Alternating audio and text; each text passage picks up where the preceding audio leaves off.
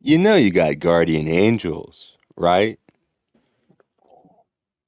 Welcome, my sisters and brothers, to the Law of One, conscious channeling of LL Research. I am QO. I greet you in the love and in the light of the one infinite creator and share with you the blessing of consciousness.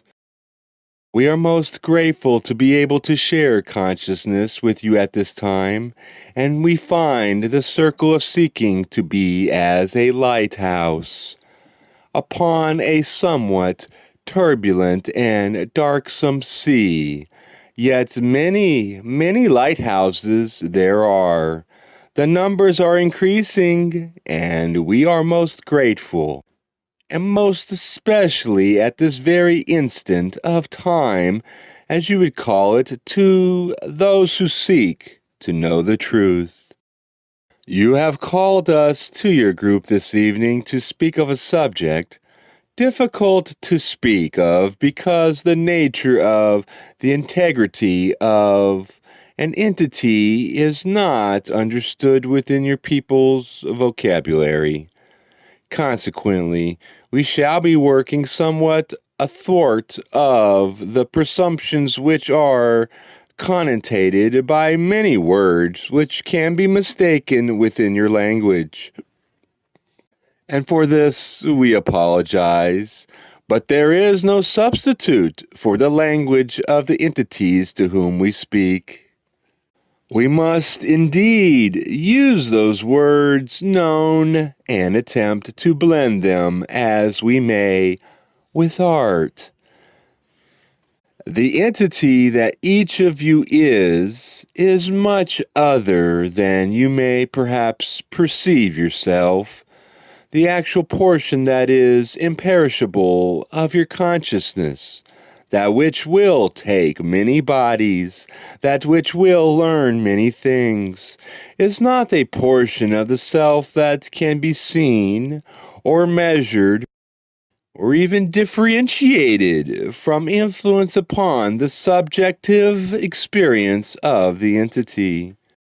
However, the entity remains at the heart of the web of experience, choosing the biases it shall add permanently or increase once the bias has been added.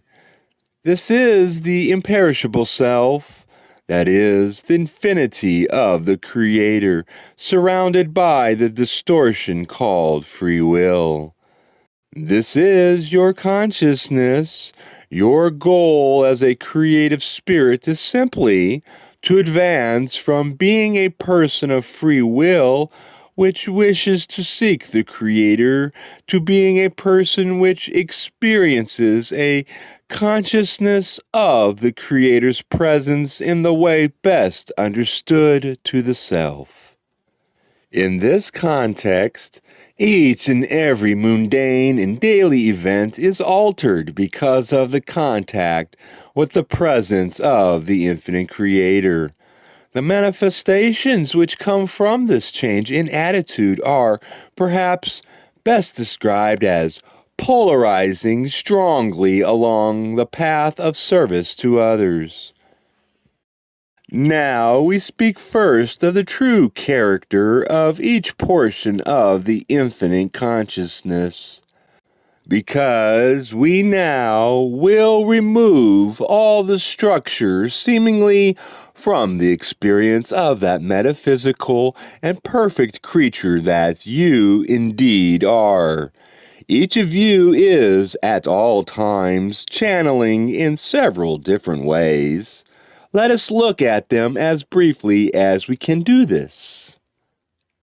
Firstly, there is the programming which one chooses as one observes during the younger years of the incarnation. The choosing is that of separating that which will be absorbed and attended to by the conscious mind and rejecting those signals which it is receiving from various portions of. We fail to find a word in this instrument's mind for the various kinds of intentional spreading of various thoughts. However, the process of choosing what one will become aware of is very much affected both by the biases of those which are incarnate and are teachers of the young spirit, the parents, the family in general, and the teachers or friends. But also, the younger entity is much more aware of the priorities with which it came into incarnation, and is therefore, even at so young an age, asking for aid in understanding the truth concerning such questions as what is death and so forth. Therefore, as the young entity develops its network of noise versus signal decisions, which will, for the remainder of the incarnation, determine what the entity will see and hear and react to, there is much help given, so that even the very, very basic program which runs the computer of the mind has been much aided by spirits both incarnate and discarnate. This continues to be the pattern throughout the incarnation. Each entity may, if it desires, form a cordial and mutually loving and helpful relationship with any of three guides or angelic presences, as this instrument might call them, which are, in fact, entities which partake to some extent of the self and to some extent of the imperishable greater self, which is the Creator. Some are more comfortable with a guide that is female, seeing that special nurturer as the gateway to the subconscious. Others are perhaps happier with the male guide or higher self, as perhaps that may have the connotation of good advice and so forth. Others prefer the third guide, which is androgynous in nature and understands each of the sexual polarities without being in an unbalanced or needing a relationship, one or the other way.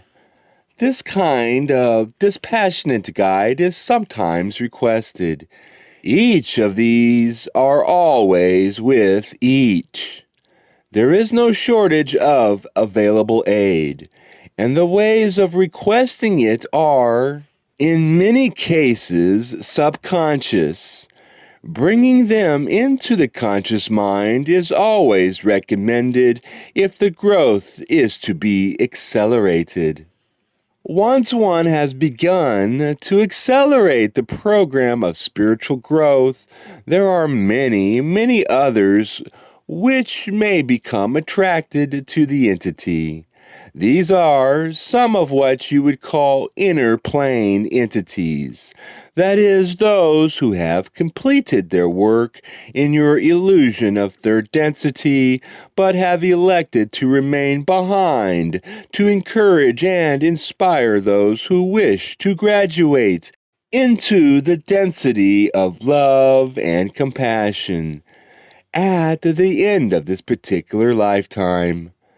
These are available by request and are heard by those who do not have the refined psychic ability, best in the dreaming process, where, when one approaches the sleeping state, one simply places oneself within a tuned and protected atmosphere, and protecting the physical vehicle with the crossed hands and the crossed legs, or legs together, invites the teachers of the appropriate vibration to express to you within the dreaming state that which you truly wish to work with, to grasp, and to begin to understand. There are also those whom we may call the loyal opposition. Those negative entities which are always drawn to one who is attempting to polarize on the service to others path. In brief, The ways of observing temptations being offered to one are simple. First, the temptation shall be power. That temptation has subtleties. There are different forms of power. It is helpful, perhaps, to look at the holy work this instrument calls the Bible, in which the one known as Jesus the Christ was said to have been tempted by the devil in the wilderness. We do not verify the existence of the devil, but feel that there is a good parable to be told here. That is, that the temptations were, first, the power to create food and have it to be eaten. This would indicate to the supposed devil that the one known as Jesus was indeed the Son of the one Creator. This was a temptation which the one known as Jesus refused. When one is in the position of impressing another, it is well in a metaphysical sense to understate the impressive fact, and indeed to be quite hesitant, shall we say, to manipulate others with such information. Another temptation is that of kingdom, and there are many, many kingdoms. Manipulation is as subtle in the kingdom of the home as your Machiavelli, as this instrument remembers the name, was in the history of Italy. In the parable we have been speaking of, the one known as Jesus was offered all of the kingdoms of the earth if he would worship someone else besides the one infinite Creator. This also was a temptation that the one known as Jesus avoided. Temptations of kingdom are indeed to be avoided, and when one perceives that one has power over another, one needs to speak with that other in such a way that the power is in some way limited, and the other has some rightful voice, no matter what the relationship. The third temptation, which keeps an entity from the spiritual path of good suggestion, is that of glory. In the parable, the one known as Jesus was offered the chance to leap from the top of the temple in Jerusalem, so that angels would catch the one known as Jesus and set him safely upon the ground, thus glorifying the Father. The response that the one known as Jesus gave was, "Thou shalt not test the Lord thy God." When things go poorly for an entity, it is then that this particular temptation encourages negative entities to speak to you in ways which seem to be persuasive. And we suggest to you that it is not helpful to rail, become upset with, become mad at, or test the Creator. It is far, far more along the lines of service to others to have faith and abide in the faith that whatever is occurring to you is appropriate in order to teach a lesson which, though it may be challenging, will in the end be fruitful. Now, we have covered the fact that you are virtually soaked through with the channelings of entities besides the consciousness that is yourself.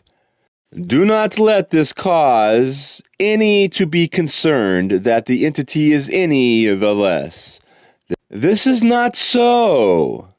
Help is simply there, because the lessons that all of us are attempting to learn have to do with service, and because we cannot serve an infinite intelligence which we cannot even see, because we cannot manifest a mystery. We must turn to the Creator in awe. And to serve the Creator, we must serve you. Indeed, it aids us greatly to serve you, and we would not have you think that we are noble. For this is our path of learning and growing and refining our wisdom in compassionate service to the one infinite Creator. In sum, there is no time when an entity is not channeling. There is no time when an entity's thoughts can be said to be purely and specifically based upon the conscious thinking process of the entity. Each entity has many, many influences upon the psyche, both discarnate and incarnate, which form the consciousness itself, which takes up and attends to the structure, the fabric, the resonance as you perceive it. Now, my friends, if you wish to alter your perceptions of reality to a more strongly affirmative and positive level, it is necessary to move into not only programs which move from the first program, that is, the attending program, one also must move into that meta program, that great program which lies behind the others and gives one the material for one's other perceptions and realizations. If you wish to alter your perception of reality, it is well that thoughts be examined for associations and relationships that do not make logical sense. In the tracing of triggers for illogical lies, much self-understanding, and therefore an increased ability to alter the basic program which chooses that which you will perceive.